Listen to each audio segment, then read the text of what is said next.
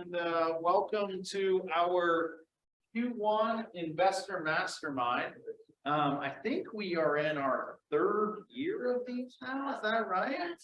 2.5 maybe. So very excited for today's conversation. If you don't know me, then you probably don't know that I love data. And I'm a huge nerd. And so whenever any statistic comes out, I always want to figure out, like, okay, how do we use this? How can an agent leverage this? And like, what does it really mean for what we're going into? So about 2 weeks ago, on March 1st, there was some data released that said, hey, there's never been a time in the last 40 years that homes have been less affordable, right? And so there's an index benchmarked to the number 100, and it's the affordability index. And for the fourth quarter of 2022, and all throughout 2022, we saw that number nosedive, right? So affordability was going down and down and down and down and down, and it hit a 40-year low on the index in 2022, the fourth quarter of 2022. Now, along with that data set was a list of the least affordable cities in the United States and the most affordable cities in the United States. What they do is they take the median income and then the price of homes in that market. They say affordability is based on what amount of my income do I have to leverage on a monthly basis to afford a home in the current environment, right? And so, okay, two factors there: cost of money, cost of the home. Both of those were at historical highs in the fourth quarter of 2022. The least affordable cities in the United States, I think 3 of the 5 hail from California. No shocker there. And then there's one in Nevada, and then I think, which is Las Vegas. Or Nevada, as they say, if you're from there. And then I can't remember what the other bottom 5 was, right? But in Los Angeles, it's 59.5% of the median income is the cost of buying an average price home on a monthly basis. Then the alternative, the other side of the equation, is what are the most affordable cities in the United States? And topping the list is Cleveland, Ohio, with just a smidge over 20% of income for the median household is required to make a monthly payment or to purchase an average price home. That's really cool, right? It's a good time to be in Cleveland. Cleveland's growing. This decade, I choose to believe, belongs to Northeast Ohio.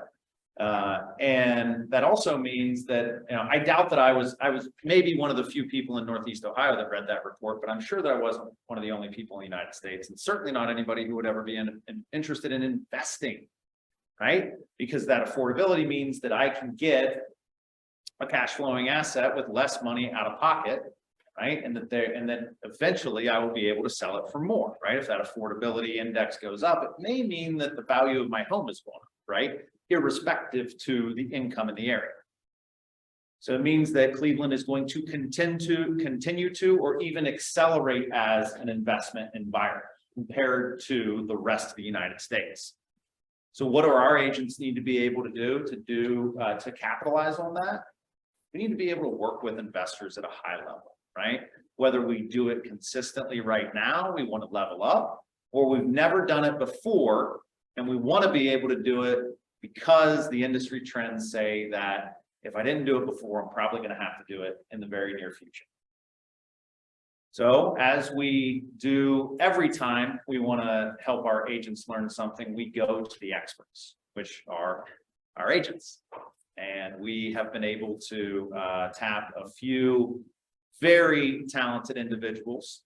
No surprise that they are all from the fairer sex, as that trend's more talented, in my opinion. No offense to the guys in the room, but we're going to have them talk about their experience and their success in working with investors over the last few years. And the goal of today's session is for everybody to leave, yes, with some ahas, yes, with some nuggets, but you know, in any shifting environment or any environment of opportunity, the most important thing you can take into battle with you is confidence. And I want everyone to really dial in, lean in and listen in, so that regardless of where you are on the spectrum of experience, you become more confident and we start to take advantage of the opportunity that is literally there's nowhere in the United States that is better or bigger right now. Does that sound good? Great. So now we're going to introduce our panelists. I'm going to ask them to come to the front here and get in one of the big red chairs. So I'll introduce you once you're up there. Hey, Eddie.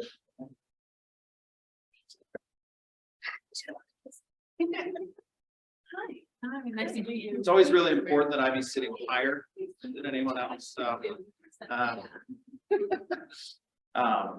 all right, so we have an awesome panel from your right to your left. First is Wendy Dixon, one of the I'm going to call founding members of this little thing that we call our investor mastermind. I'll let everyone tell their own story. And then next to her, we have Tamara Horton, who is just broke the seal on her second year in real estate, which may be one of the fastest paths to a panel we've had as a company. So she's having a tremendous amount of success, and I think got three contracts signed in one day. Yes. It's a big deal. That's a big deal. We're going to hear, I'm sure we're going to hear about that. And then last but certainly not least, my Girl Scout cookie hookup, and also one of the largest increases in year-over-year business for 2022 is Nicole McCabe. All right, so we're going to start with Nicole. Questions here. So, you know, just tell us a little bit about yourself. How'd you get into real estate? How are you finding success? What do you love about it? You know, just a little bio. Sure. So I spent 20 years in healthcare as an occupational therapist.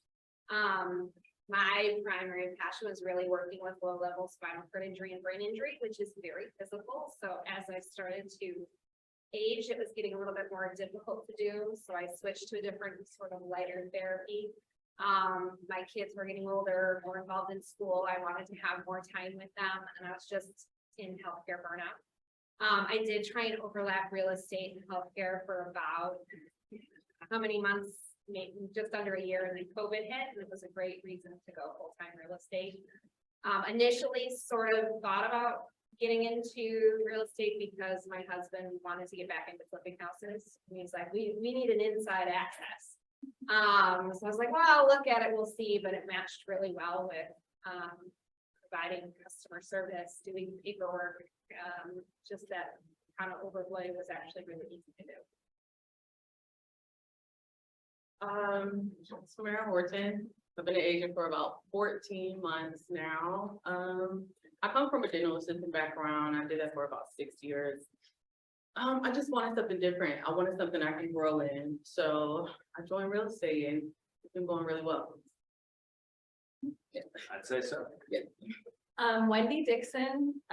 I've been doing real estate now for 12 years. My background's all over the place. So, but my husband and I, for those of you who don't know, started with flipping homes, and we're now into multifamily commercial space. I also do obviously traditional real estate investing. I'm all about, you know, working with great people and making sure that my time isn't taken advantage of. And, but I love sharing my experiences with you, good and bad, because I think that's super important in our industry, especially with the shifting market. So I'm happy to be here again. Awesome. We are very appreciative. So of all of you. So first question, you know, a couple people mentioned their backgrounds, but how'd you get started maybe working with investors initially? I knew you were one yourself, right? Yeah, I mean, I think that what I bring to the table for this panel, and I'm excited to hear what these ladies have to say, is I had to learn how to do it in order to learn how to understand who's a tire kicker, who's not a tire kicker, you know? I mean, I think investors, if anyone has worked with investors before, they are a handful. And if they don't know exactly what they're looking for, they need you to kind of guide them to do that. I think it's important on an investor level that you understand what that means, even if you're not an investor yourself, right? You need to understand what it is their need is, what they're looking for, what their return on investment wants to be. Are they flippers? Are they, are they out of state? Are they buy and hold? Do they want turnkey? Do they want hands off? You need to know a lot of that stuff. And I think that's super important. But the biggest thing is don't get taken advantage of, because they will take advantage of your time. They will. They will. So, anyway. So I joined out and worked with investors, but Sophie, an investor for over 20 years. She had a lot of contacts, shared some of her clients with me, also gained a few from Opportunity Time and also Zillow. So definitely take advantage of that, because you definitely can get clients. Yeah, and I just, working with Sophie, she worked with a lot of investors. So I just kind of jumped in and I just like, okay, I kind of found my niche. I like this, It is difficult, but I appreciate the challenge. Yep. And so I just did it, and it was definitely a learning process. But yeah, you get used to the ins and outs. And it is difficult. It is hard, but it's worth it. Some investors, they come knowing information, so it's easier when they know what they want already.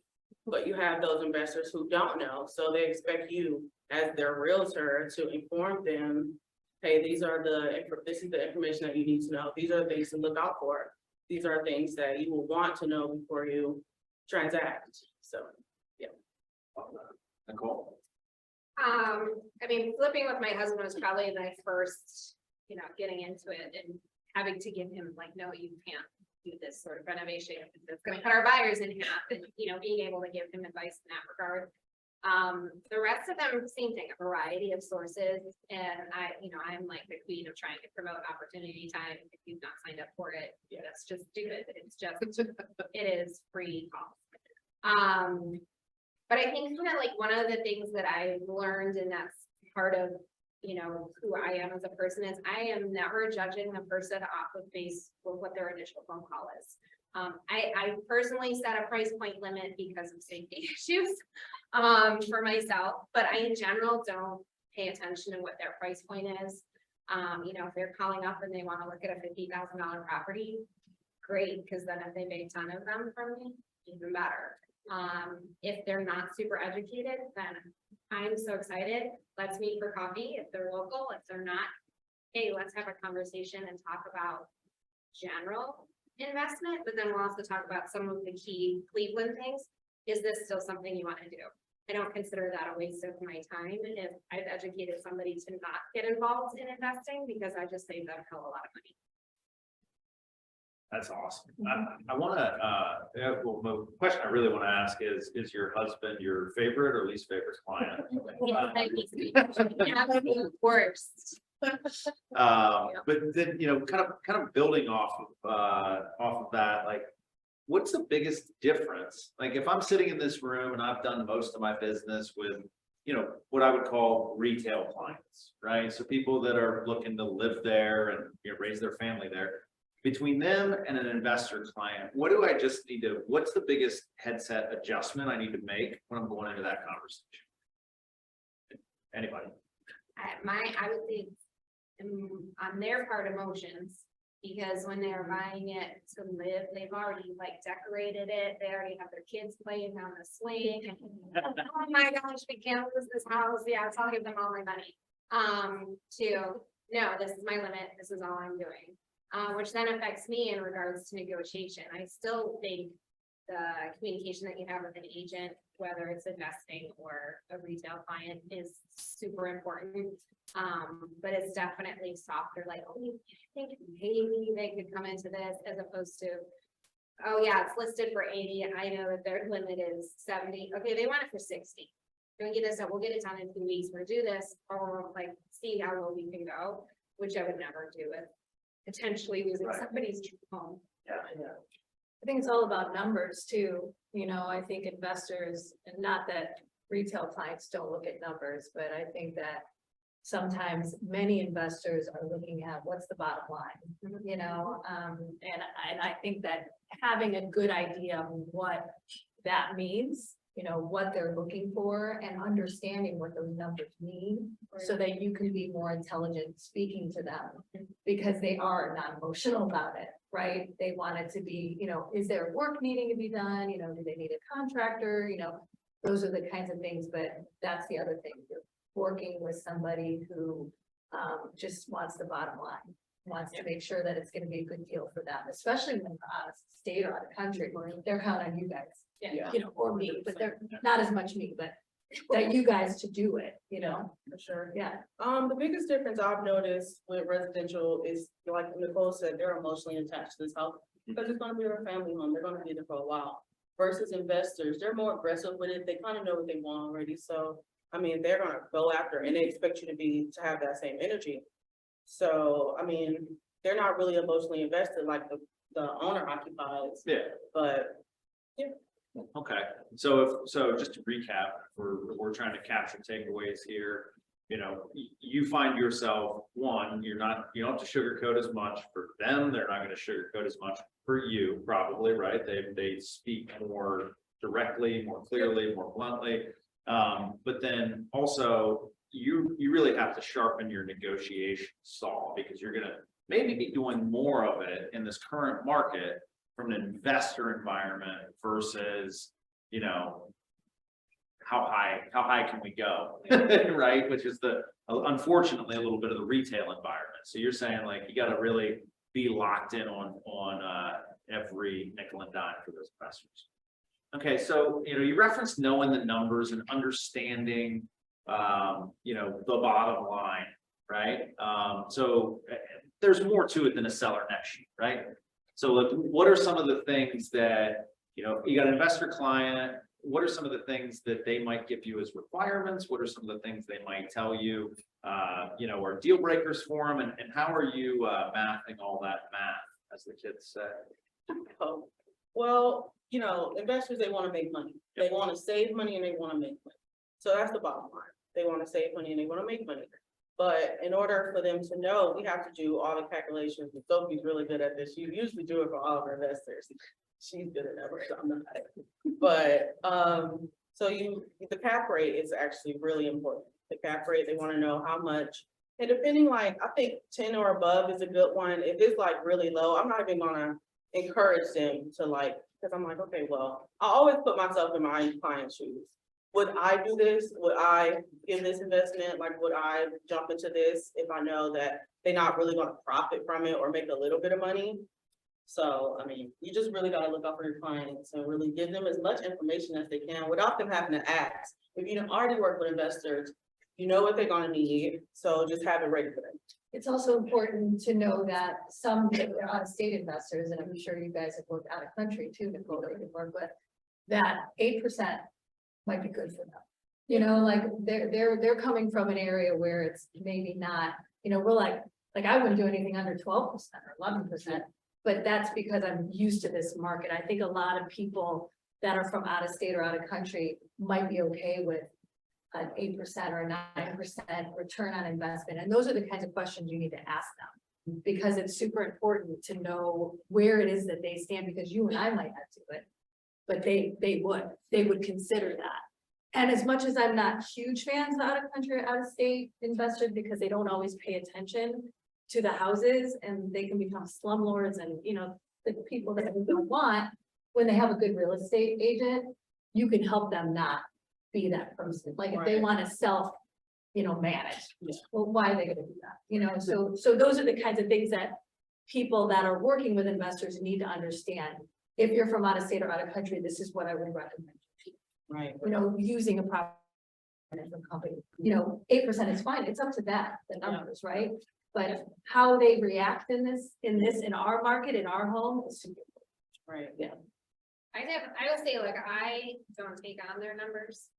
That's one thing I don't do. I make sure they know what their numbers are that they want. And they're the ones to tell me. If they haven't figured that part out, then I let them know what the opportunities are, might be in Cleveland. Most of mine that are dealing with, you know, like the 4 or under units are really more looking at the, can I get 1% or 1.5%? Most of them are talking about cap rate until we're getting into bigger buildings. If I say cap rate to some of my investors, what? But really it's kind of finding out I just had a conversation this week with an investor from California. And she's like, you mean I can get a property that, I don't spend $1 million on? No, like you can get a property, a nice property for 120, a duplex that's gonna give you, 1.5%. She was absolutely floored because, well, that she goes, I would do that just because like, whatever, if I lose that money, I lose it. Like, oh, it's so nice that you just have Someday, guys. that money to throw away like that, but it is a different, it sort of depends on where your client's coming from, so make sure you're just speaking the same language that they are. But I never make promises of where it's gonna be. Yes, this area tends to get this type of rent, so you should expect this return. This appears to be an area appreciating. This appears to be an area that might be coming, having a lot of building, development in the area. But I'm not going to say, yep, this is what this rate is gonna be. So you guys just presented two different frameworks for assessing a property that, maybe not everybody in the room understands how they work, right? So you said cap rate, and then you threw out the 1 to 1.5%. So first thing, no one should be pursuing a 1.5% cap rate. No, that's. Those are two separate things. Okay, so what is cap rate? Cap rate is just pretty much basically the money that they're gonna get in return Okay, on this investment. okay, and that shows up as a percentage, Yes. right? So I take, and that is monthly or annualized? Annually. Annually, right? So if I buy a property for $100,000, and is it my net revenue or my net profit? Net profit, yeah. That's right. So, and then I profited $10,000 a year on it. I take $10,000 a year profit, I divide it by $100,000 of property value, right? And that's a 10% cap, it's a 10 cap, right? And that's different than cash on cash return, and that's different than just rate of return, right? It's, how many, and then you can effectively get from there. If I did nothing other than, use the profits to pay for the property, at what point do I get my money back? Some people also, like when Nicole said the 1%, the 1% rule is just if it's $100,000 property, they want at least $1,000 in that. So that's like just the general, some people just go by that. Yeah, Like some people are just like, yeah. as long as I can get around this Yeah. for rent, I'm happy. I believe that's That's exactly. what That's the framework Yeah. taught in the Millionaire Real Estate Investor, if I remember correctly. Yeah. And that is 1% of what you pay for the property Right. in monthly revenue. Right? So cap rate is based on profit. That's what's left after everything gets paid. Monthly revenue is what comes into the top of the funnel, right? So that 1.5% rule. And I always say, and it's uncommon in our marketplace until you get into the bigger commercial properties, but of monthly revenue, you'll see, investors that'll charge a $35 a month pet fee, right? And $25 a month for parking.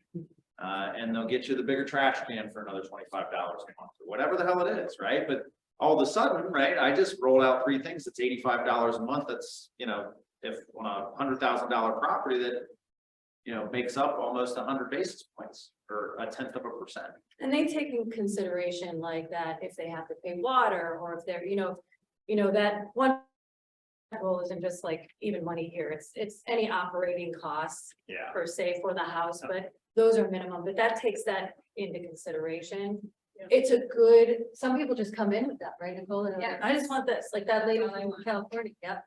Yeah. That's all they care about. So. Excellent.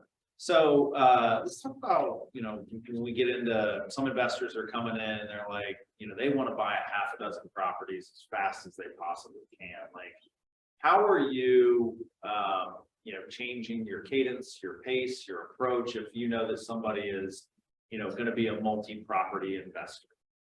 Give 120%. Yeah, From the first conversation. I treat every investor that they're going to be a multiple property investor because I'm gonna give them such great service and they're gonna make money So why would they not buy more Right. properties? So every single one of my clients gets multi-property service. Okay. What does that mean, like, for you, like, for you guys? So, for my, and this is the other thing too, like, I feel like my service to my person that is buying their family home or their lakeside property or their investment property gets the same service from me, like, I just don't have that in me to be like, you're wearing that, like, that's just not who I am. I have learned to set boundaries, so I give them permission to text me and email me whenever they want, because you know, at 2 AM, you can't sleep, you're on Zillow looking at properties, we're all doing that, we'll check them MLS. So go ahead, text me, you find a property, text me, email me questions anytime you want, because I turn my phone off so that I don't wake up. And then I say, I will respond to you between 9 and 9. So they know that that's set up, but as soon as I do get a message from them, I am on it to try and respond as quickly as I can. If I know that I can't, like I was walking in the building, somebody messaged me, they're actually regular home buyer. Hey, I'm walking into a meeting, I will look at that property as soon as I'm out. They're not sitting there wondering, like, I messaged her, what's going to happen? Oh, should I go check, should I drive by their property or not? Like, I'm gonna get back to you as soon as I can. So I think that's part of it, and then just trying to get into the properties as soon as possible when you can, and if you can't, like, doing a quick drive-by video for your out-of-towners. Like communication, I think is here, like Mike and I just had that conversation too. He has investors that call him up and they're like, oh my gosh, you answered your phone. Like, and I cannot tell you the number of clients that I've picked up because they're like, well, my realtor never answered their phone and they've never gotten back to me. Okay, I'll take you. Yep. Yeah, sure. For me, like just being there, like literally for all clients, not just investors, being there, doing exactly what they need. I'm new to the business still, but I know that they want, I know how to give good service. Yeah. I know they're gonna want fast response time. I know they're gonna want documents without having to ask all the time. Mhm. Give them all the information that you have access to. And if there's anything that you don't have access to, reach out to the agent. A lot of agents don't answer the phone, like a lot. That's a really big problem. I noticed right away. But kind of be annoying to them, and they'll eventually, you know, get you what you need because they want you to stop. And just also in even in transaction, like you almost have to, I've been in situations where I'm doing the buyer agent work and the seller agent work. You know, I'm pretty sure all of y'all had to deal with that. Yeah. So yeah, just be that agent. And I always tell myself every day, be the agent you will want. Like, just really be on it, like really be on it. I love it. Especially especially on the MLS with properties that either, you know, it's listed with someone who's an REO agent or it's listed with some, I mean, they're not super responsive. They're just not. So you do have to do a lot of your own due diligence, you know, and that's important too. Can I ask them a question? Yeah. It's taking over. No, I love it. Just go sit. Well, you know, I know how I am, but I mean, I do work, but I'm seeing it from a different side is all. But one of my questions for you guys was twofold. One is when you work with out of country investors and, you know, what do they require from you when it comes to looking at houses, when it comes to evaluating them, how much work does it need, those kinds of things. But you guys can talk about that a little bit. Yeah, so for out-of-state investors, out-of-country investors, they're not physically here, but they want to know all the ins and outs. So I don't give them like a basic video. I get really detailed about the video. Like I'm in cabinets, I'm under sinks, I'm behind washing machines, I'm in the basement, I'm zooming in on like, and I'm pointing out things that if they were physically here, they will want to know about. So I'm really like, super, super detailed. And I'm talking in the video. If they're not able to like do FaceTime or Zoom, and I have to, you know, do this video and send it to them later, I talk to them in a video like, I know you're not here, but there's no smell of moisture in the basement. There's like a small crack. You probably can't see it, but I can see it because I'm here. There's like water damage, signs of water damage. And I really just get really detailed with them and really let them know before, because they want to feel more confident that they already not there. And so they depend on you to really point out every single thing that could potentially wrong with the house. So, Same thing, but it's doing the videos, and then I think if it's something that you are newer at doing, make sure that you just tail your inspectors. Yeah. Just go with them when you have inspections in general, because you pick up so many little tidbits of things, you know, like the Christmas tree in the corner. Okay, that's a gutter issue. That's not a huge thing. So, you know, little things like that you can point out to also then save your investors money of, oh, there is so much wrong with this. We're not even gonna go through an inspection. Being able, so you don't have to be the inspector to say the house is perfect, but you have to be enough of one that this is worth an inspection or this is not worth an inspection. So you can pick up a lot just by following your inspector around. If you don't have a lot of transactions, just find someone and be like, hey, can I follow your inspector for their next 2 or 3 things? Yeah. And then the neighborhood shots are huge. So a lot of people go through the house, but then they don't show the street, which shows like, oh, there's a lot of development, or yeah, that They're not neighbor's taking house is care of falling down. Mhm. There's 30 cats right next door. Like, those are issues. And then I think for out of country is really explaining the process ahead of time. Like, hey, you can't put an offer in on this and then 2 days before close, be like, yeah, never mind, I don't want it. So just, you know, here in Cleveland, you have to go through this process. This is what we need you guys to do. That's your initial conversation. That's an initial, you know, it's really making sure that they understand the process of that happening. That's huge. So I wanna grab a couple of things. I love that you're taking over. So I'm just gonna, things one, and this is the number one thing any realtor can do to increase their business is answer the phone. And call people back within 24 hours, right? And an easy thing that everybody could do is just, you know, have one of your friends call you and make sure your voicemail greeting is set up. Because if it just starts spitting out numbers at me, I don't know that I called the right person. Right, exactly. If it doesn't say, hi, you've reached John Murchison with Keller Williams Greater Metropolitan, then if I'm getting 216330, no thanks, right? So there's a ton of lost business and just not having voicemail greetings set up. 2, inspections. For those agents in the room who maybe aren't doing enough business or you're looking for more opportunities, you will see stuff show up on the Facebook group. You can get paid $50 or $100 to go sit in an inspection. If you go and you play words with friends for that entire inspection, the most that you will get is $100.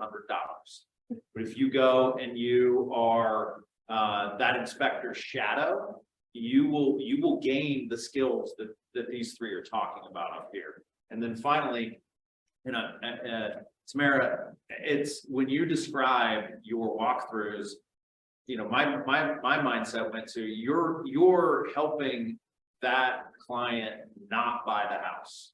not really helping, but being honest. Yeah, That's what really no, matters. but I mean, like, it's, you know, because if they buy, you know, there's something about investors, and I remember I had this mindset that it's just like, you know, it's a column on the balance sheet, right? It's like, oh, I need so much in real estate and I'm going to invest and this person's going to help me invest, and, or, you know, I'm the realtor and I'm working with an investor, and, you know, they're still scrutinizing that asset. And so if there's a tendency to be like, well, this person's not here, they're paying cash, they want to buy quickly, like this could be a slam dunk for me, right?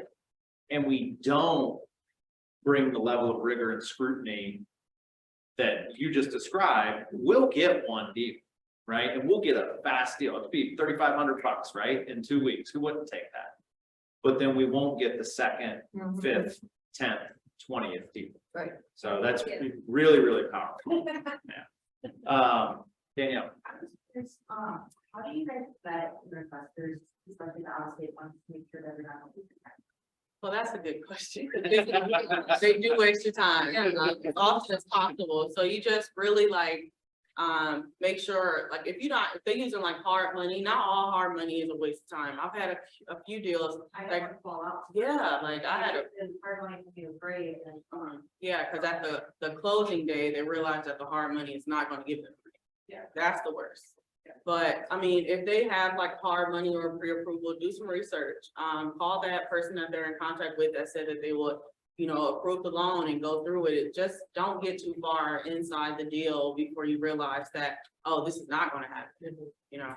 So just really do a lot of research. And if it's cash, just make sure they send bank facts. Proof of funds. Proof of funds, yeah, you want to see there. Yeah. That have the money. Yeah. Yep. And that happened, I mean, what's the average 10% of regular real estate falls through? I think it's more like 20 to 25% of investment real estate. So you don't spend that check before you have it. But how can you make every single interaction that you have worthwhile in some way? So I went to a property, they showed me, I messaged them a couple times. So, hey, Facebook, here I am. I'm in this super cute investment house and I did a video and I ended up selling that house to somebody else. Did you learn something? Did you meet a new lender that actually was really good? But that investor sucked. Okay, we'll add them onto your contacts. So just whatever I don't think my interactions with my investors are ever a waste of time. I just always try and look to what can I shake out from that, or what have I given them to where then they are on their, because they're all on group chats and different Facebook Oh, groups and yeah. stuff. Everyone. Oh my gosh, I just talked with this realtor. I am so not ready, but they were amazing. Here's their number if anyone needs one. Yeah. I'm okay with that. I'm okay if I planted that seed and I don't see it until a couple of years later. Oh, sorry. But it's just gonna happen because otherwise, if you're so worried about vetting and perfectly making sure you've got the greatest client, how many are you losing? Because they're like, dude, I just want to see the house and buy it. Like, come on, let's go. Yeah. And sometimes you can't really help them wasting your time, but don't let them do it twice. Like, Yeah. if you know. Yeah, I don't. You said, well, to keeping up the expectations. Yeah, there's learning always stuff. an opportunity that Yeah. you've learned something. Like I have learned that I also, when I start hearing the way certain people talk, and it's just a matter of having those conversations over and over again.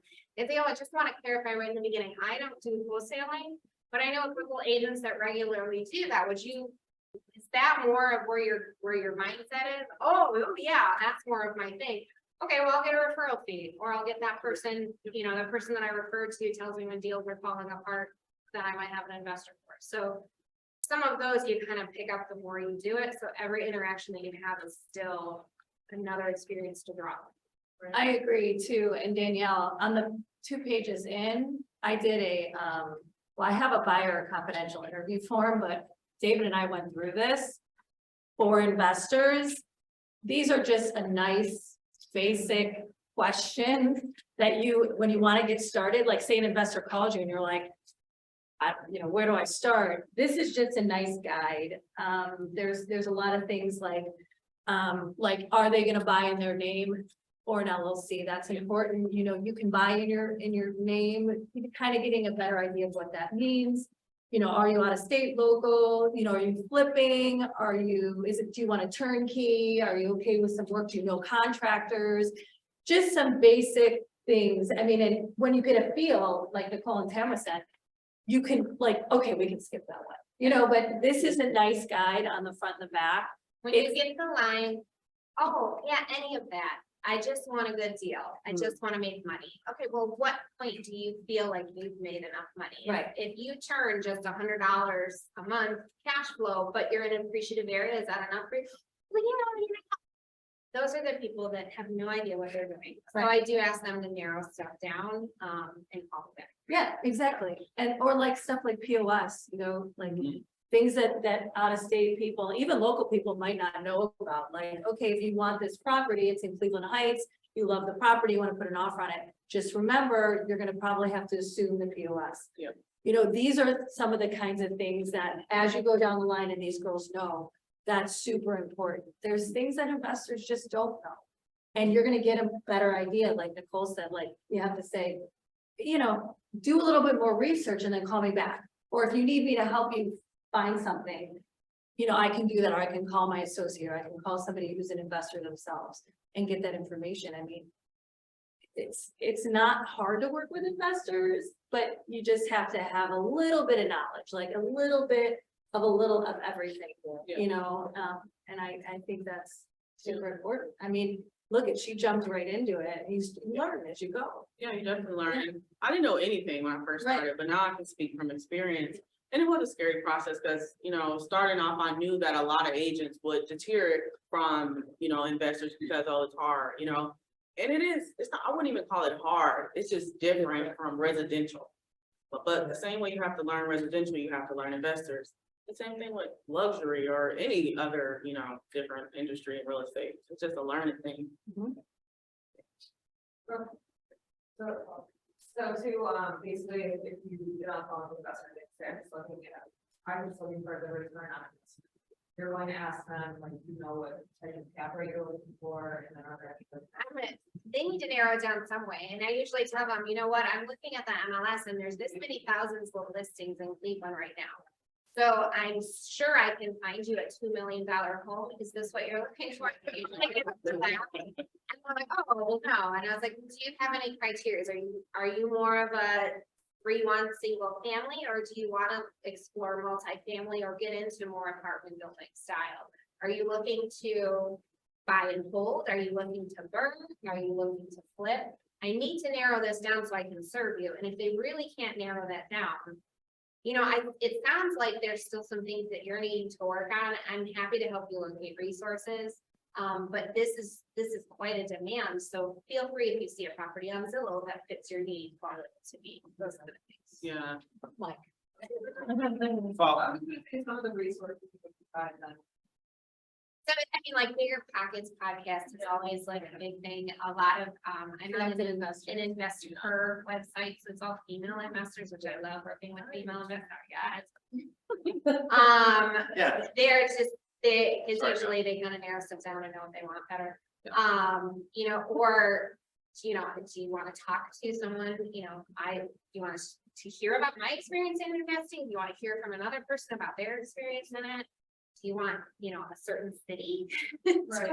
Like, if you can even narrow it down to like a zip code, I can help you with whatever, but I can't do the entire Right. Cleveland area. And if they're asking a question like that, that will automatically let me know they're new at this. Yeah. So I'll say, first step, seasoned investors take is this.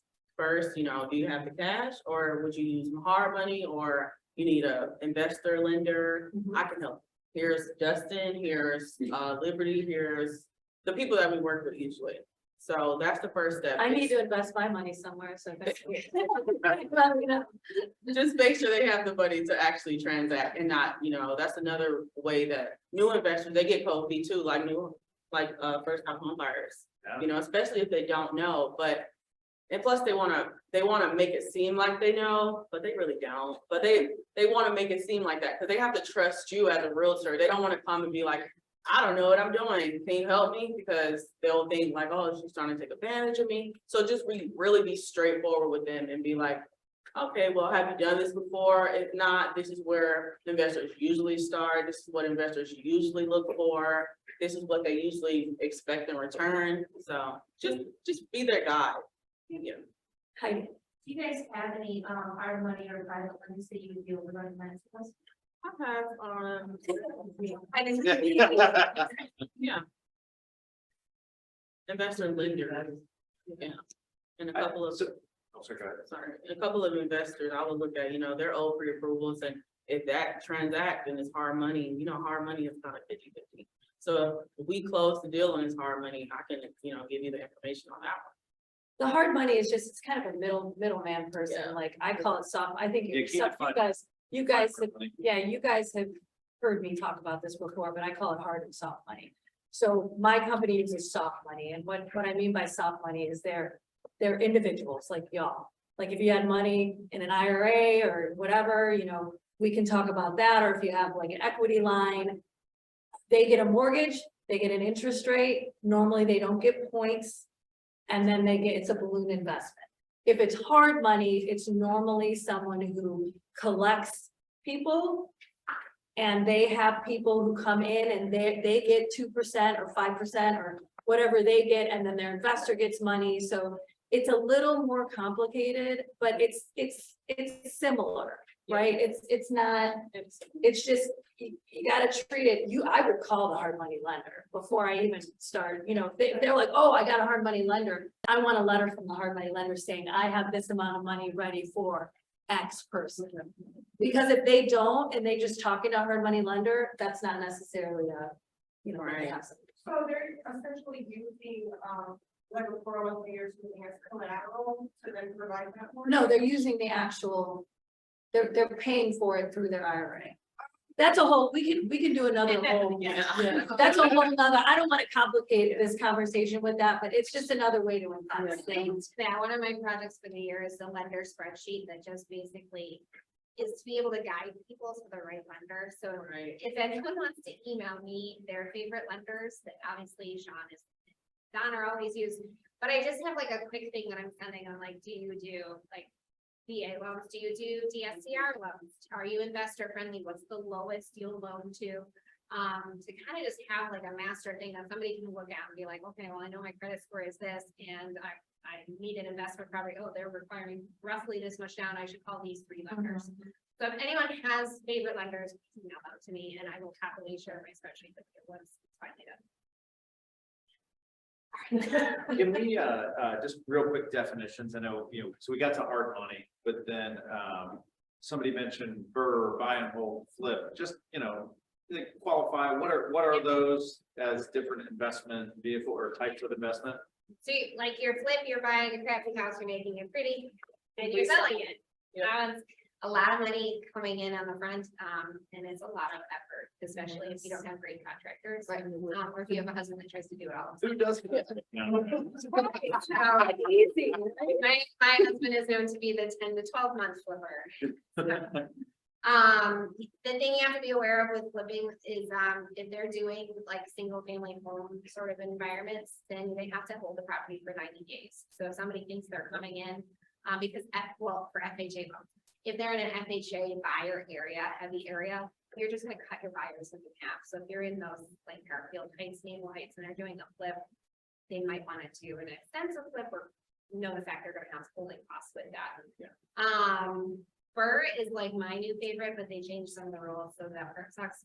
So you're gonna buy it, you're going to rent it and renovate it and then increase your rent. Then you're eventually gonna refinance it and pull cash out so you have more money. But now they changed it, so you have to own the property for 12 months. So that really suck a lot to us.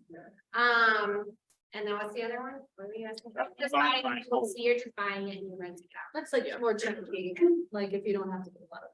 They're just, maybe eventually after the 3rd tenant, you put a new countertop. But the most used really is either buy and hold or the flips. A lot of flips, definitely, but I always encourage like my new investors, don't jump right into a full rehab because it's gonna need a lot of work. You don't really know what you're jumping into.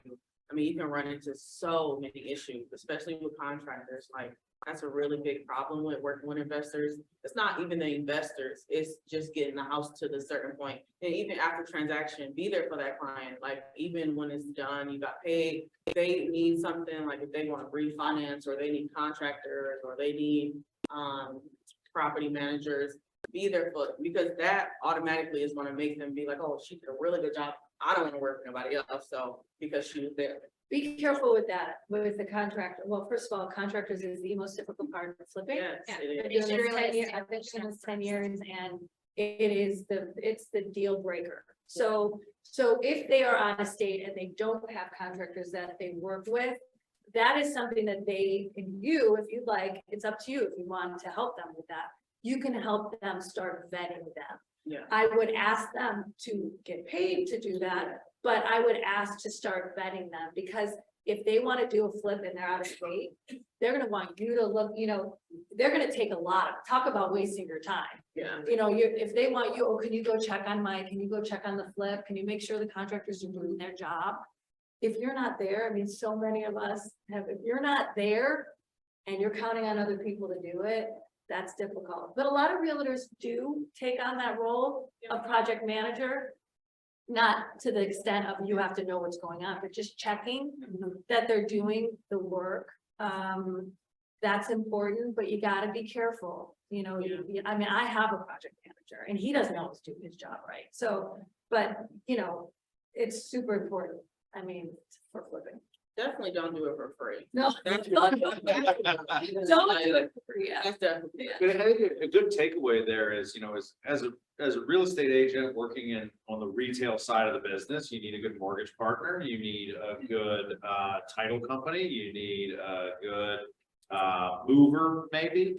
And then there, you know, some of those things are gonna factor into the investment. Then there's this other ecosystem of, oh, maybe there's a dumpster guy or a junk hauler and a contractor and a hard money lender or a whole array of other lenders that are gonna serve different clientele. And so just, you know, as you know, if you do it once and you're intentional about it, you can build out a resource set that makes the second time easier. You know, no different than writing your first contract and your 15th contract.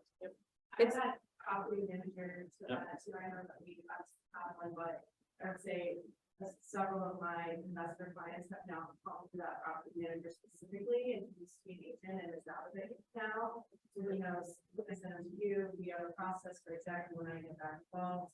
The upside is after the inspections, so he knows that he makes 20% off the contractors that he then, you know, helps to coordinate after the sale too, so it helps like, you know, investor property manager, that has been a great type of triangle for some of my recent wins. Yeah, also be careful that you're not doing property management duties. You cannot handle the leases, you know, you, as an agent, if you don't have a property management license, just be careful on that. Yeah, well, and make sure anybody that you're working Right. with is, you know, bonded licensed. And License. in broker to do property management, there are, you know, there's a lot of people who do property management that. That shouldn't be, and you don't want to get involved in that, you can do a number of things. Yeah. just It's the money collecting and the leasing. Yep, That you can, but anyway, that's. They don't try to push you into it too, but Yeah. just like They y'all do. said, like, set the boundary, just let them know straight up, I can't do, I'm not a property manager, I can't do that. There's only so much I can do, like, Yep. just let them know straight up with that, I can't do property management. Right, but So- here's a property management company, obviously, we have one, Yeah, you know, but there's a number of property management companies out there, and it's where they're comfortable, you know, I mean. Yeah. Especially if they want to do it, if they're like, oh, I'm gonna self-manage, and they're out of state, yeah, you'd be like, just. guess refer who's them. gonna get, guess who's gonna get a call? Yeah. Yeah, just give them, like, I can't property manage, but here's a great property manager, et cetera. Right. Did you have another question? Yeah, I just have a cheaper question, over your experience, what if you, for people who are doing the flips, what are they kind of looking at return wise, your experience? Like, I know this some won't wanna do it with, over $30,000 like that, so. And then my other question is on your, say design now, if you're doing like the top analysis for the resale, et cetera. You guys go through like a net fee where you're like putting money in the cost to renovate plus, based on what you think the software, do we add in things like, techniques, stuff like that, or do you do that like a Well, usually they wanna know after repair value, so do your research on MLS, get a couple houses that's already been done. And like, hey, look, this is super similar, this is the comp, this is what it's sold for, but you have to do this to a high standard. You know, don't just throw it together and expect to stick get on the this page. type of, yeah, and try to get this type of My return. question is like, how far into like, how we can figure out. Well, you. Go ahead. You do the ARV, and then you also factor in, you know, contractors' estimates, get a couple different estimates too, because some contractors overcharge.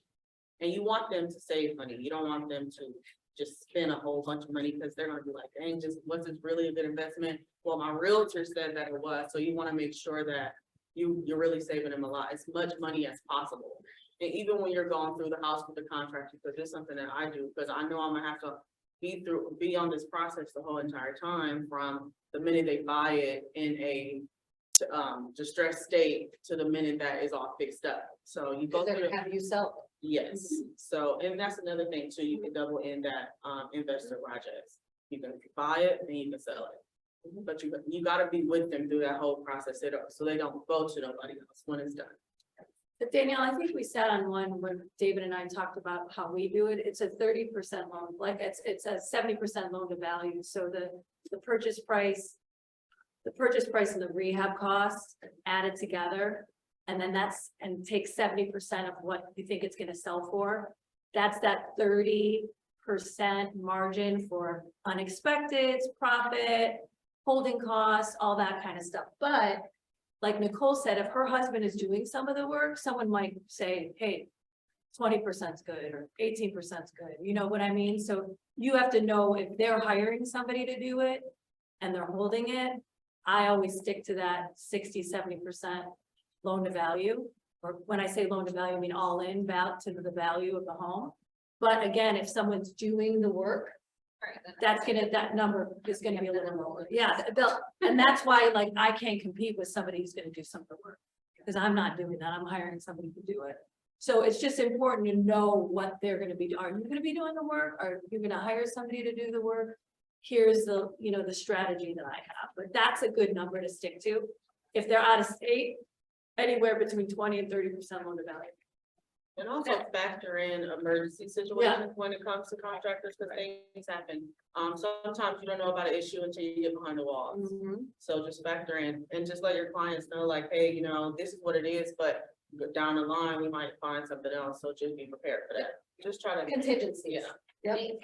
Again, I don't run my clients' numbers. I'm gonna ask them what their desires are, and then I'm gonna try and find them a property that fits that. So I don't, if they have a contractor, and they were helping coordinate that sort of showing or something before buying, then absolutely I'll be that. But it's what do you want to make? So like the person I talked to this morning, she goes, I don't care. She goes, if I make 15,000, I don't care. I want to do volume. I want to quick increase her capital. She was in Arizona and lost $250,000 because they're very crazy climate right now. Because somebody's needs. It's just a little crazy there. But yeah, I feel like a huge part of for flips is really letting them know like what type of neighborhood they're in as well. You're not the phrases kind of like put a little toilet in South Euclid. There are Formica neighborhoods and there are granite neighborhoods and there are everything, your full handle on your kitchen mount better be worth $30 a piece. And then there's other ones where it's like, oh, if you paint it, someone's gonna be super happy. So letting them know that level, and then it's also letting them know kind of who the buyers tend to be. So the flip that we had in South Euclid, my husband was like, oh, we're just gonna make the whole upstairs like this great master suite. And then there's 2 bedrooms downstairs. I said, okay, great. You just got rid of families and elderly clients, which are huge in this area of South Euclid. So why are we gonna do that? He goes, that'd be awesome for a dude. Yes, for a dude. So you can have all the single guys come and buy this house and I'll get all the people with families and elderly, we'll see who wins. So I won and it stayed the 2 separate bedrooms and we made the bathroom downstairs much nicer. I'm gonna be a fly on the wall with them. Right. And also, Your husband's so fun. he'll ask questions. I'll give him an answer and then he'll talk to Mike or the other Mike or somebody else and be like, oh my gosh, you know what they told me? Like, oh, the thing I told you 2 weeks ago. Yeah, okay. Happy to be that accomplice for anybody, but any Right. clients as well. Speak of this. That's my husband. Oh, God, we've been needing some support, okay? Men in the room are getting pretty rough now. Being willing to be there for like design elements Yeah. and layout and flow is very important as well, because the kind of the design that you see in California is not what you see in Cleveland. It's like there's a lot of people in the Cleveland area that appreciate that woodwork and the lead glass, and you have someone that's like, oh, we're gonna paint this white and take it out, and I'm like, Yeah. so it's making sure that they just know each neighborhood has their own vibe of things that work. Yeah. And making sure that they're aware of, hey, you don't have to tear down all these walls. It's okay that this has some rooms here and there because it's a traditional home.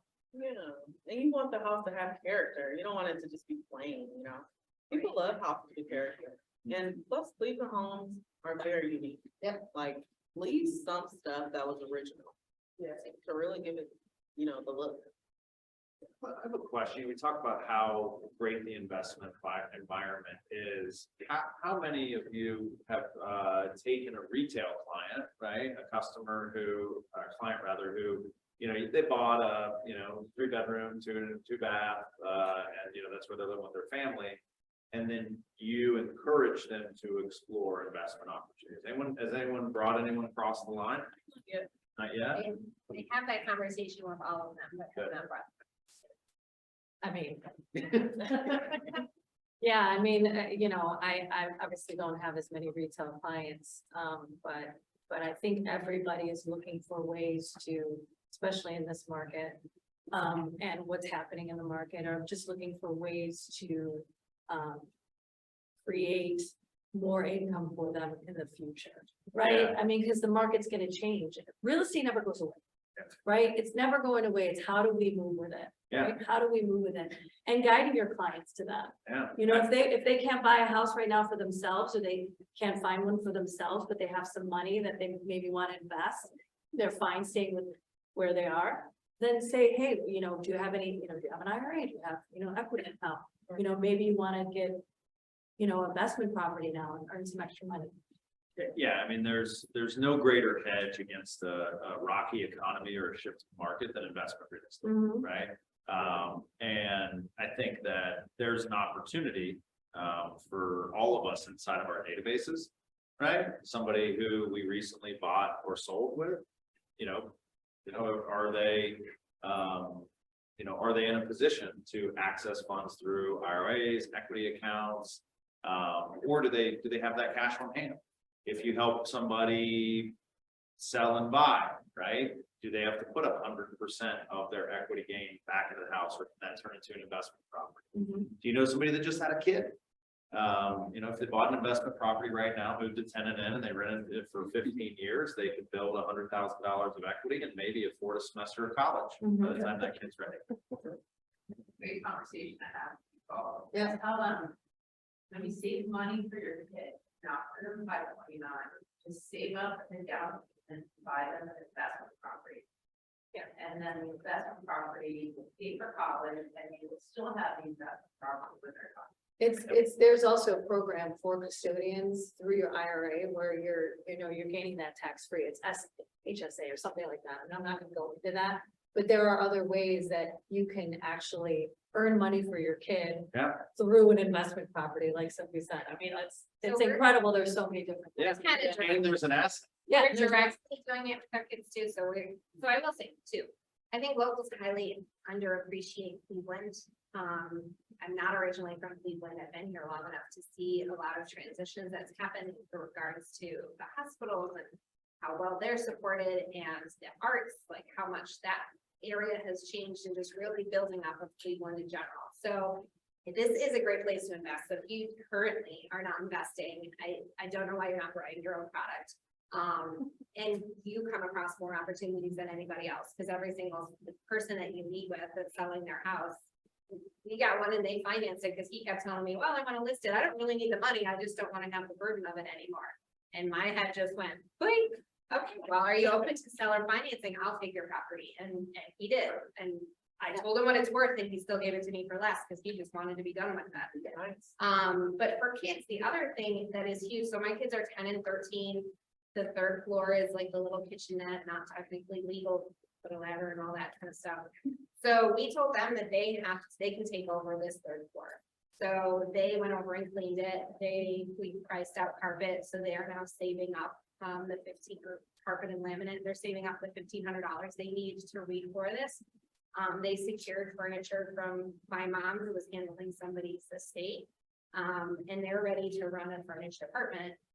They already had our conversations. Okay, we gotta pull this much money aside every month in case there's something we have to fix.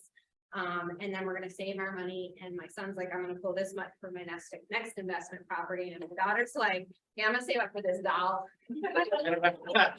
Is that why I paid $20 a box for Girl Scout cookies? I thought they went up a lot. But like that's huge for them to actually go through and experience that fact, because I know that they're gonna be like, oh, we're gonna list it, it's gonna rent right away. It's not, and they're gonna have to like, oh, okay, so we have to make sure there's things.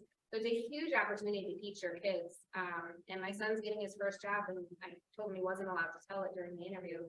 And I go, well, why are you taking this job? He goes, I want to learn how much it sucks to work for someone. So that I know that I want to keep doing what you and dad are showing me, because he doesn't like getting up in the morning on Saturday and helping us get a property ready. That's not what a 13-year-old wants to do. But when he's gonna recognize the money that he gets from it, and how many hours he has to scoop ice cream to make the same amount to do nothing. Yeah, exactly. That's so impactful for your kids. That's amazing. That's, I think that's great. I wish I had that. Yeah. Yeah. It'll save a lot of time. I also. Yeah, right. I also wanted to say something, Mike, about, because when you're looking for properties, especially on the MLS, you're not always gonna find them there. Don't don't shy away from wholesalers. Just do your homework on them because, you know, they'll work with realtors. And assignment fees, don't be scared of it. There's a right way to do it, right? So they can say, hey, you know, I have this property available for X. And you say, okay, well, I have this, you know, person who wants it, you know, put your commissions on top and, you know, like, don't be afraid because especially during this market, just know what a good wholesaler is and what that's something else we Yeah, have a class on because it's important because there's a lot of wholesalers that are doing it wrong. So right, just be careful there, but don't shy away from them. Off market properties can still be good for your clients. It's just make sure you're working with it. absolutely, and don't take that as you can participate in wholesale. Right. When No, no. if there's an opportunity for you or a client, like, you know, myself, Andrew, Andrew Ginter, our broker, like, we can help you stay, you know, In the between the lane. ditches. Yeah. And they're in, you know, like Wendy said, like, you know, there are right and wrong ways to do it. There are right and wrong reasons for it, right? If somebody's got a home that would hit the market at $120,000 under contract for 42, they might be predatory in their approach to get that contract. Also, you have to understand, like, if I'm looking, if David and I are talking to someone who doesn't know if they want to list or they want to sell it to us, like, what do? You know, I have to state that I'm a realtor, but what we do is we say, hey, this is what it would be if you put it on the market. You're probably going to get X amount of dollars more, or our company can buy it from you at this amount. So just be honest. They can make that choice. You're not doing anything wrong. A lot of these wholesalers don't do that. Right. They just want to get your money, right? They want to get the house and then they want to hold it. So just don't worry, there's some good wholesalers out there. You know, we buy from wholesalers. I mean, but when it comes to you being an agent, just be trustworthy. Just be like, hey, this is what your house will go on, but you're gonna have people walking through it. You know, you're gonna, you know, it's gonna might take a little longer, you'll make more money. If they're in a hurry, then, okay, find a cash buyer. And, you know, disclose, Yeah. right? Always. Like, if you're planning on flipping the house. Yeah. Disclose it, right? If you're a realtor, disclose it, like, you can never go wrong with disclosures, right? It's just like, the point around, like, you know, walking through the house, making sure that they know everything, like, you know, it's unlikely that you'll ever have a client say from the investment side or from the personal acquisition side, you know what, that you're telling me too much. This is too much information. I know too much about this property that I'm about to, you know, either divest or invest into. So just like err on the side of too much, right? Because, you know, if it's a good financial decision for you, for your client, for whomever, like, it'll stand up in the light of day. But it's when we're like, you know, we reshoot the walkthrough video to not check behind the washing machine, you know, that's like, you know, then you're getting to ethical and efficacy issues, Right. which, you know, it's like, yeah, it can be very tempting because you're getting, somebody's pounding on your door asking you to, like, go find a place for them to put 120 grand, right? And you want to do the right thing. You want to do the right thing. And know your markets too, where they're looking. If you don't know a lot about the market, learn. Yeah. You know, for sure. Yeah, well, Yeah. it's like, Yeah. can I ask a I'm question? hiring you guys. Yeah. So is there agents in here that don't have investment properties that want investment? I own my own property. Next year, I'm going I'm gonna keep it, I'm gonna rent it out. And I'll put it next year.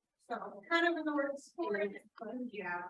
Cause I just, like, we have such huge opportunity meeting with people to, like, go into their homes and say, you know, exactly, like, oh, you're gonna list it for this.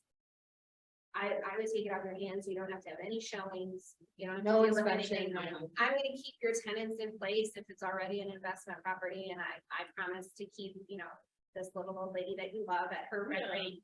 You know, and I'll give you these non-monetary benefits to it.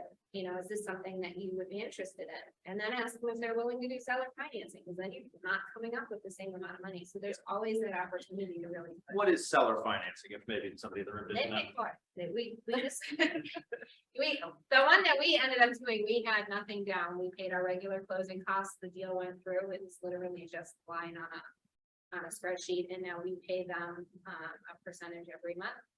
That's their mortgage payment. We did have a mortgage drawn up on the property. And because it was someone that actually sort of knew, my husband kind of had a relationship, but not really, not what they're thinking. We don't have a big balloon payment at the end, so we didn't have a requirement to refinance. There's a number of ways to do it. Yeah, seller financing is effectively the seller, the person divesting the property acts as the bank. Yeah, they. Property transfers and then and for some investors or some sellers, it can be a more attractive option because there isn't a large taxable event, Mhm. right? And they are then, they go from having an income producing asset to having an income producing asset as, effectively as collateral. Same reason a bank would do it, right? They can seize the asset and it's not foreclosure, it's forfeiture, and there's all these other rules. But at the end of the day, like that seller is the bank and they'll pay down payments, it'll close, it'll transfer, it'll do all these things. And, you're financing it through them over a period of time. And you cannot draw up seller financing documents. You need a lawyer to do it Yeah. because if Josh- you do, it's Josh- authorized practice of law. Yeah, Josh can help you do that too. He's great. So they don't get taxed on that, so is that a way that people could like sell their home without getting capital gains? Yeah, I am less familiar with the back end on how it registers on the back end, but they're, instead of having $100,000 of capital gains in a moment, right? You Spread it out. just like when if you earn interest, you pay taxes on the interest, they pay taxes on the interest as well. But, it's spread out. It's spread out. Whatever, Yeah, 5 that's- years. Yeah, You can't link it up. yeah. And most people are open to it. Don't be afraid to kind of just Yeah. put it out there like, hey, would you be interested in seller financing? And I think You'd that, be surprised. as things continue to change or threaten to change with the tax code, we're getting into an election cycle again, which means we're gonna hear about getting rid of that nasty 1031 exchange, which hopefully never happens, but gets talked about every 4 years. The idea of seller financing will make people feel a little bit more secure. So, because, when you look for any essentially prove that, you can afford that, or you don't, how would you approach that situation, so let the seller know that you're a qualified buyer to be able to afford to bid for the. That's a great question. So ours did request, so sometimes they'll ask for like a copy of state credit report or a state or your bank statement with it.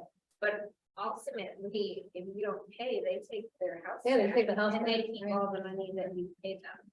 So if they're not comfortable with you, they might ask for a down payment. Okay. And to there's be a little bit more secure, but if you lay things out, some people purposely use seller financing in, rental areas because they know they're gonna default. And they just start taking that extra money and taking their asset back. And, the other element is like, it's unlikely you would find seller financing as an option or something somebody would be amicable to on a vacant property, right?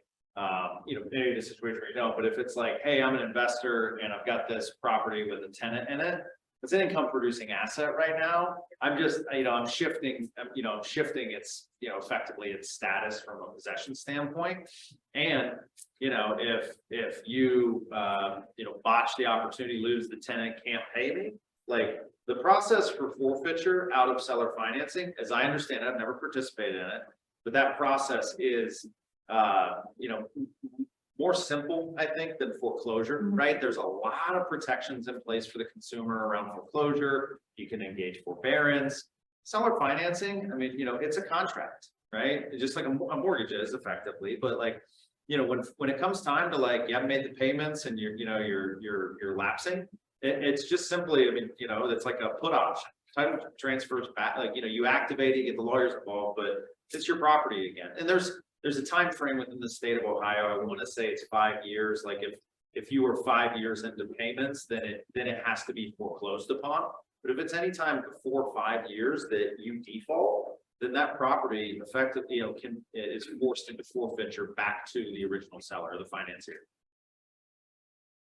We could go like. Yeah. 8 minutes. Yeah. Yeah, well, and so, as we, kind of do a last round of questions and ahas, I think that that's a great highlight as to why we want this, like, why we did this group, right? Why Wendy thought it was so important to bring people consistently back together on this topic. Because, there is a whole pillar of this organization that is, buy and hold specialists, right? There's a whole subset of the population that does really well with flips and or does flips themselves, right? And then everything in between. And so, like, as you get into start peeling back layers of the onion, working with investors looks a lot like working in real estate. Think about all the different types: commercial, luxury, investor, retail, property management, everything in between that comes with working in real estate. Well, then you got this whole ecosystem in investing as well. And so the key, I think, the biggest takeaway for me always is whenever this stuff comes up, like if you call me with a question about a flip, never done a flip, right? But there's half a dozen people that do them consistently that I'm going to be able to put you in touch with. Yeah, Right. always reach out. We haven't been great at the Facebook group, and I put something on it, and no one had put anything on it in a long time, but just make sure you reach out. And if you don't know who to reach out to, yeah, any of the leadership, group can guide you in the right direction. I'll take a call anytime. Yeah, same. I mean, I met Nicole because I said, hey, I have a possible investor lead. I don't have time to take it. She took it. You know what I mean? It's that kind of thing too, but we're all here for you. That's what's great about this company. Yeah. We're here for you always. And if you're if somebody comes to you and they want to do, a flip and you don't have the time, energy, resources, inclination, or interest to support that, get 25% of the purchase and the sale of that home by landing it with somebody who is going to be, a good person. And if you're scared, right? If it's like, it's going to be your first time working with investors, I'm sure anybody up here would partner with you on a deal. You're Right. never a bother, ever. So don't ever think you are. We want you to do it right. Happy to help. Yeah, anytime. Yep. Especially, they're boots on the ground. I've learned a lot today too from them. And I think that's great. And that makes me want to use them. And there are tons of Facebook groups out there too that would welcome you in, and as a real estate agent, like, oh, who am I gonna sell how am I gonna get this house sold? And they're an investor themselves. Get involved in those groups, social media, as much as I hate some of it is really good for that, right? It's really, really good. So also, I was thinking maybe because we do this once a quarter, maybe we can ask everybody to write some things down that you'd want to hear more about. Yeah, In that'd be this, super helpful. it's super helpful because we can go in a zillion different directions, but what you guys want to hear about? What do you want to hear more about in this field? This part of the field, I would say, because I think that's important. We don't want to be up here talking about stuff that you guys don't care about. Kind of cover the basics, but it gets really. Yeah, there's so many Like, things you can know, but don't very worry. cool. We're all here to answer questions. What questions do you guys have, or ahas from today, or? I do have a question. Wendy, you probably could ask this, what is your take on investment groups? Okay, it started with investment groups and working on larger investments. I think it's who you trust, if you want to get a group together of people that you can trust and that have the same goals or similar goals that you do, I think it's a great idea. Because I think that a lot of us, we're doing commercial real estate. I'm not paying for that all myself, I'm not doing it all myself, David and I feel like we are sometimes, but we're not, you need to go to networking events. Like we're going to one today down by one of our buildings in Midtown and, get involved with other groups and go consistently so that you can meet people that have the same interests that you do and have same ideas that you do. I think it's a great idea. We're gonna, Great. yeah, and I Yeah. think, despite being asked to do it, I will, many times, we're gonna get Darian to start posting about his. Darian Thomas, you Yeah. guys don't know Darian. agent in this office, the Rocky River office, probably for 5 years now. Has gone from 0 doors to, I think, a dozen at this point, you know, very consistently and methodically, but he hosts an investor meetup the second Thursday of every month at the Hairy Buffalo in Lakewood. Right, and there are contractors, there are investors, there are real estate agents, there are, you know, everybody who's got a piece of the puzzle. Or a piece of the pie, and so that's a really good event if you're just like, you know, you want to kind of like walk around in it and learn the language a little bit more, or network, or just like pick some brains like that, and it's fun. If you know Darian, everything he does is fun, and it's fun, and it's casual and all that, so. Meetup's a great place too, to find groups that make sense for you, and, you know, if you do wanna like pool your money, as they say, you know, if it's a group of people that are like-minded and, you know, want the same things as you do, it's okay to do that, just build an LLC off of it, a partnership, you know, there's, again, you know, there's all kinds of ways to do it, but yeah, Yeah. I think it's an awesome idea. We Yeah. were talking about, We have, and we. Same process? Yeah, I've got the first draft of the paper. oh, impressive. I know. No, I trust me. I think that's the only thing that anybody in the company has ever followed up with me on. It's, yeah, we said we were gonna do an investment. We're gonna do a pooled investment opportunity as an organization for qualifying agents, or however we're gonna do it. Well, you know, you gotta. Wow, John. You gotta not disparage me in public. No, it's like, and it's, I swear, every time I talk to people, like, when's that happen? I'm like, you know, there's a lot of stuff that we're gonna do, and this is the, you know, so, but it's good because we call it a demand signal, so we know that it's there. And we wanna make sure that we do it right. That's, you Do know, it right and right. slow is smooth, smooth is fast. Any other questions? Thank you. Yeah, thank you guys so much.